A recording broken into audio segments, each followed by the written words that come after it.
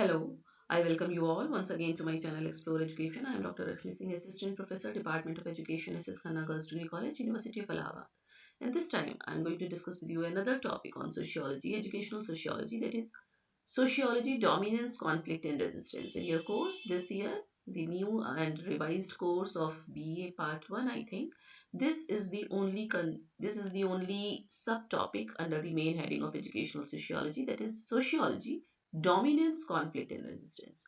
यानी कि आप ऐसे समझ सकते हैं कि जो समाज शास्त्र है उसमें ये तीन सबसे इंपॉर्टेंट फैक्टर है। कुछ ग्रुप जो होते हैं वो डोमिनेंट होते हैं, फिर डोमिनेंस की वजह से जो सब ग्रुप्स हैं, जो लोअर ग्रुप्स हैं, जो कमजोर ग्रुप्स हैं, उनमें कॉन्फ्लिक्ट होता है और वो रेजिस्ट करते हैं। इस तरह से हम समाज शास्त्र को समझने की कोशिश करेंगे।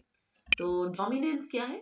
इन sociology dominance is the act of one group or individual asserting power over another, है ना? क्या होगा डोमिनेंस? कौन प्रभुत्वपूर्ण है? जो दूसरे ग्रुप के ऊपर अपनी शक्ति का प्रदर्शन करेगा, वही पावरफुल है।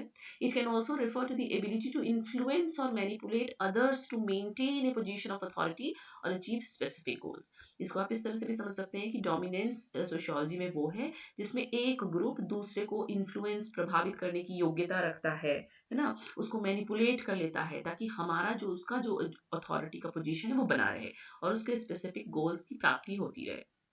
Dominance can be observed in various social context such as politics. Politics में हमको डोमिनेंस दिखता है, इकोनॉमिक्स में दिखता है और इवन इंटरपर्सनल रिलेशनशिप्स में भी दिखता है। मतलब व्यक्तियों के बीच के अंतर संबंध में हमको दिखता है कि कोई प्रभुत्वपूर्ण है, वो दूसरे को अपने हिसाब से मोल्ड कर ले रहा है। इकोनॉमिक्स में दिखता है और राजनीति में दिखता है ना? सोशल डोमिनेंस किसको कहेंगे? Social dominance is a sociological and psychological term. ये एक सामाजिक और मनोवैज्ञानिक टर्म है which can be described as the assertion of power। हम शक्ति का प्रदर्शन कर रहे हैं, शक्ति को दिखा रहे हैं अपनी, by one group और groups over another। एक समूह या एक बहुत सारे समूह दूसरे पर दिखाते हैं। Social dominance occurs when one group or person assumes the hegemonic role over other social groups। ये तब होता है जब व्यक्ति या व्यक्तियों के समूह ऐसा मानते हैं कि उनका आधिपत्य है दूसरे सामाजिक समूहों पर।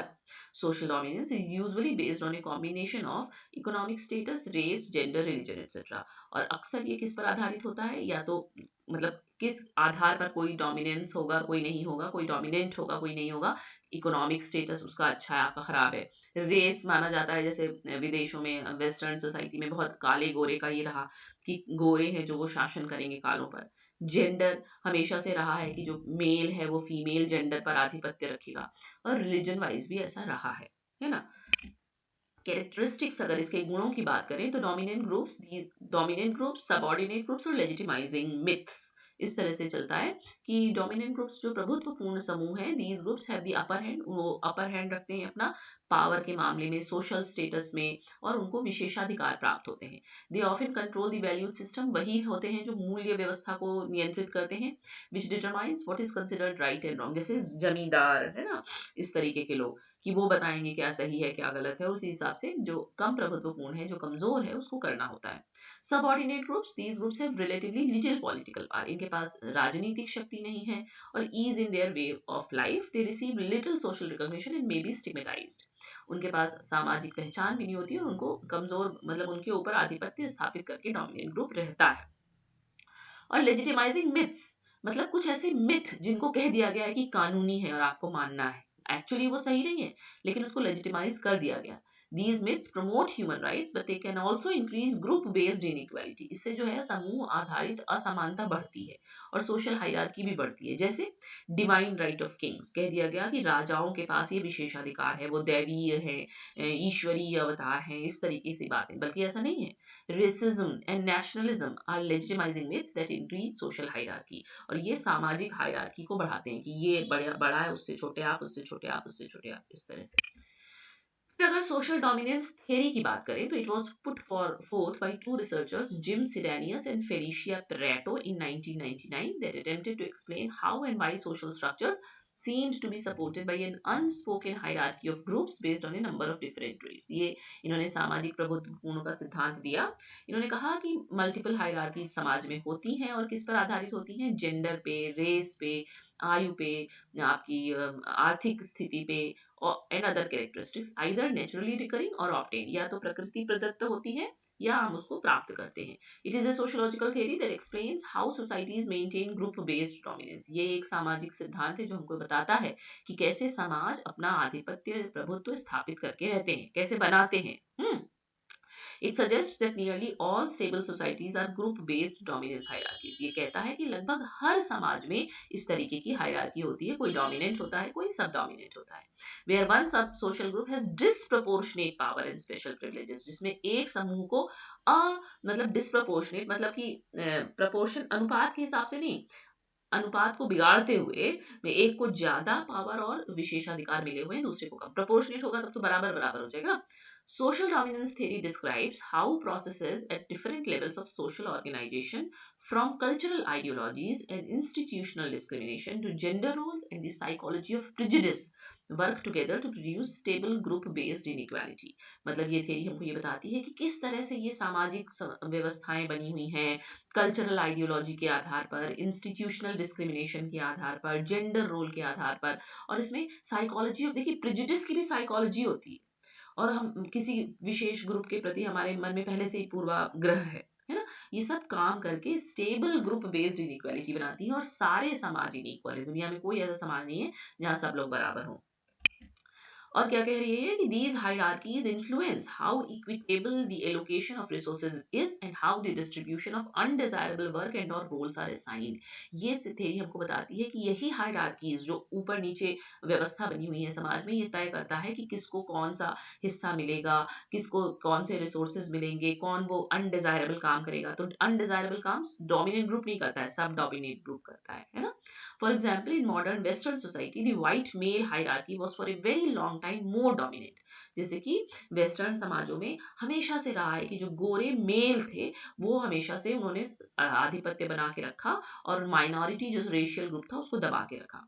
In turn the dominant hierarchies would allocate resources based on their self interest, यानी अपनी रुचि के हिसाब से जो रिसोर्स था उन्होंने ले लिया, और अनडिजायर्ड रोल थे जो वो नीचे वाले को दे दिए, जैसे वर्किंग डेंजरस जॉब्स और लिविंग इन अनडिजायरेबल लोकेशंस, ये सब सबऑर्डिनेट ग्रुप को मिल गया, है ना।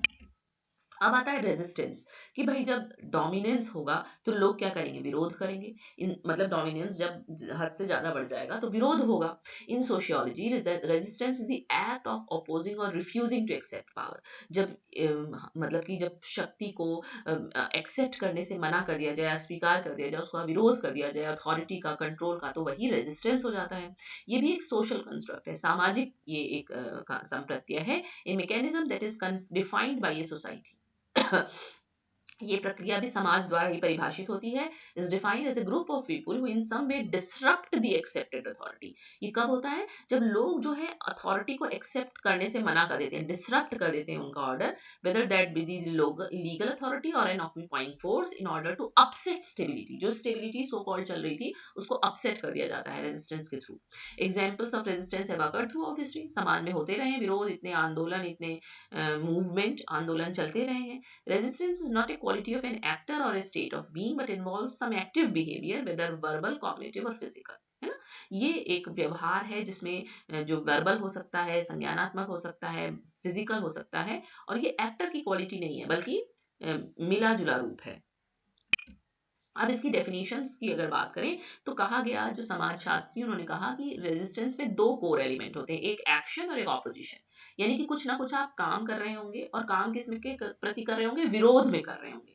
तो मतलब सिर्फ मुंह से बोलने से रेजिस्टेंस नहीं होता है, आपको एक्शन में भी आना पड़ेगा। तो डेफिनेशंस भी इन दो कैटेगरी में दी गई है। जैसे एक्शन वाली डेफिनेशन देखिए, actions that not only reject subordination but do so by challenging the ideologies that support that subordination. मतलब हम सिर्फ सबऑर्डिनेशन को रिजेक्ट नहीं कर रहे हैं, बल्कि हम ऐसा कुछ कर रहे हैं जिससे वो आइडियोलॉजी को चैलेंज मिल रहा है जो कि सबऑर्डिनेशन को सपोर्ट कर रही थी। और एक्शंस इन्वॉल्विंग कॉन्शियसनेस, मतलब हम जानबूझ के कर रहे हैं ऐसा, कलेक्टिव एक्शन, लोग मिलके कर रहे हैं, and direct challenges to structures of power, और जो शक्ति की संरचनाएं हैं हम उनको चुनौती दे रहे हैं। और ऑपोजिशन वाली डेफिनेशन अगर देखें तो ऑपोजिशन कैसे शो कर रहा है, आदमी conscious questioning of the existing structure of domestic roles. जो हमको रोल मिला हुआ है हम उसको बार बार क्वेश्चन कर रहे हैं कि ऐसा क्यों, ऐसा क्यों, ऐसा क्यों, हम ही क्यों करें, आप क्यों नहीं करेंगे। And rethinking of how these roles may be structure, और ये सोचना कि इन समूहों, इन मूल्यों की, इन भूमिकाओं की रचना कैसे हुई है।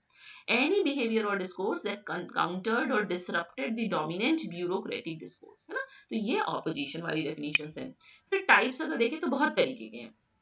ओवर्ट जो सबसे ज्यादा पॉपुलर है, जो दिखता है, जो विजिबल है कि हम आपका विरोध कर रहे हैं। कोवर्ट जो इंटेंशनल तो है लेकिन अननोटिस्ड होता है, मतलब उस पर ध्यान नहीं जाता, इसीलिए इसकी पनिशमेंट भी नहीं मिलती है। अनविटिंग, not intended as resistance by the actor yet is recognized as threatening by targets and other observers। ये सब आप बस ऐसे ही जान लीजिए। externally defined, missed resistance, attempted resistance, तो ये भी एक प्रकार है, पर जो मोस्ट पॉपुलर है, जो मोस्ट विजिबल है, वो ओवर्ट। ओवर्ट हम सामने सामने आपको दिखा रहे हैं, रेजिस्ट कर रहे हैं, चैलेंज कर रहे हैं स्ट्रक्चर को, है ना।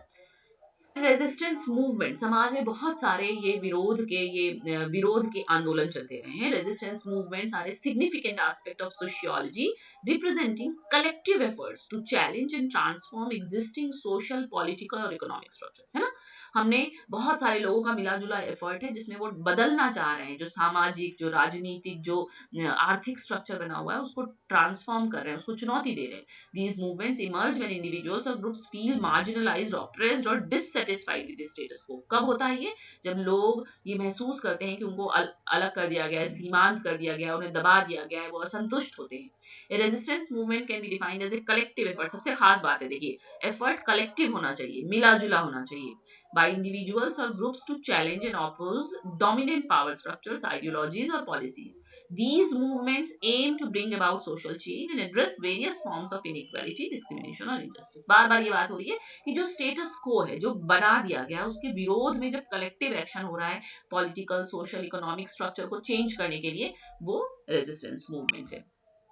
इसकी कैरेक्टरिस्टिक्स होती है कुछ। पहली बात, ये कलेक्टिव एक्शन होना चाहिए, हम सिर्फ अकेले रेजिस्ट नहीं कर सकते, पूरा समूह रेजिस्ट करेगा। शेयर्ड ग्रीवेंसेस, जो आपका दुख है वही मेरा दुख है, इसलिए रेजिस्टेंस होता है। ऑल्टरनेटिव विजन, हमारे पास एक ऑल्टरनेटिव विजन होता है कि ऐसे नहीं, ऐसे करेंगे तो ज्यादा बेहतर समाज बनेगा। हम उसके लिए कई टैक्टिक्स और स्ट्रेटेजीज अपनाते हैं, कोएलिशन बिल्डिंग करते हैं, ये सब इसकी विशेषताएं हैं। फिर रेजिस्टेंस मूवमेंट का बहुत बड़ा रोल है सोशल चेंज में। सामाजिक परिवर्तन होता है इन आंदोलनों से, जैसे अवेयरनेस बढ़ती है समाज में, हम नॉर्म्स और वैल्यूज को चैलेंज करते हैं, हम एकता का निर्माण करते हैं, हम पॉलिसी और लीगल चेंज लाते हैं, फ्यूचर मूवमेंट्स को इंस्पायर करते हैं ऑल, है ना। फिर इसके अलावा कंक्लूजन में हम कह सकते हैं कि resistance movement are essential in sociology as they represent collective efforts to challenge and transform existing social, political और इकोनॉमिक स्ट्रक्चर्स। ये हो गया। These movements arise when individuals और ग्रुप्स फील मार्जिन, तो वही चीज है, शायद रिपीट हो गया आई थिंक। ठीक है। इसमें लास्ट लाइन ये कि जब हम क्या करते हैं, by engaging in collective action, जब हम कलेक्टिव एक्शन में इंगेज रहते हैं तो अवेयरनेस रेज होती है, हम नॉर्म्स को चैलेंज करते हैं, सॉलिडेरिटी बनती है, resistance movements contribute to social change in the pursuit of a more just and equitable society. ऐसा करने के बाद जो समाज का निर्माण होता है वो ज्यादा न्यायप्रिय और न्यायपूर्ण और समता मूलक होता है। और अब आया कॉन्फ्लिक्ट। देखिए, समाज में जो भी हायरार्की है उसमें या तो कॉन्फ्लिक्ट के बाद बनी है या कंसेंसस के बाद बनी है, यानी या तो द्वंद्व है या उनके अंदर समता है, सहयोग है, कोऑपरेशन है।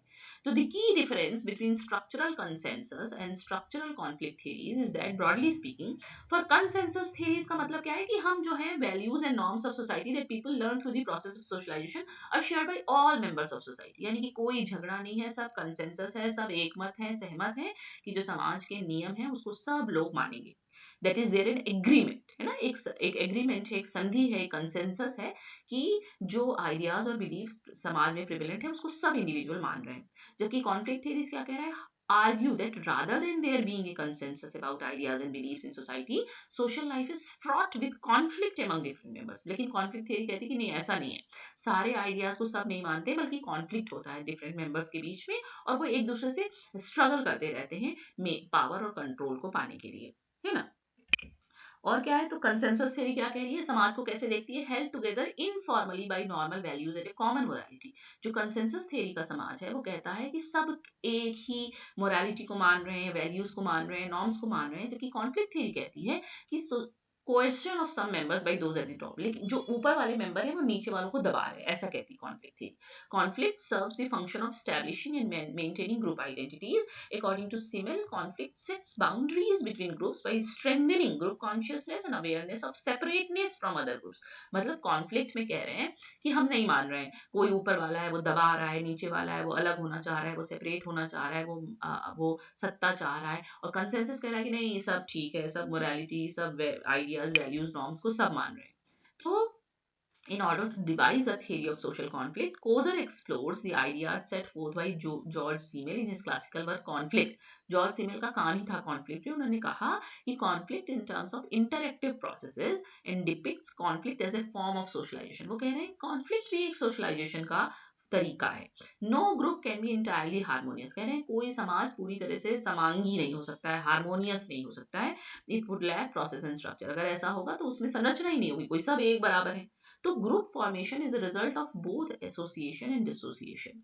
वो कह रहे हैं कि ग्रुप का निर्माण ही तब होता है जब कहीं कुछ जुड़ रहा है, कहीं कुछ टूट रहा है, so that both conflict and consensus या cooperation serve as a social function. तो ये कह रहे हैं कि द्वंद्व और सहयोग दोनों ही जरूरी हैं, दोनों ही जरूरी सामाजिक कार्य हैं। Some certain degree of conflict is an essential element in group function, और ग्रुप की फंक्शनैलिटी में जरूर थोड़ा बहुत कॉन्फ्लिक्ट होना चाहिए, ये जरूरी है। ओके, तो ये एक टॉपिक था जो आपसे रह गया था डील करना, कि समाज में डोमिनेंस, कॉन्फ्लिक्ट और रेजिस्टेंस का क्या रोल है। तो डोमिनेंस है, कुछ ग्रुप डोमिनेंट है, चूंकि वो डोमिनेंट है इसलिए कुछ ग्रुप रेजिस्ट करते हैं, और समाज में कॉन्फ्लिक्ट और कंसेंसस दोनों काम करते हैं। हम कॉन्फ्लिक्ट में भी रहते हैं, हम कंसेंसस में भी रहते हैं, और कोई समाज पूरी तरह हारमोनियस नहीं हो सकता है, और थोड़ा बहुत कॉन्फ्लिक्ट जरूरी होता है समाज को चलाने के लिए। Okay, so thank you and don't forget to like and subscribe my channel Explore Education.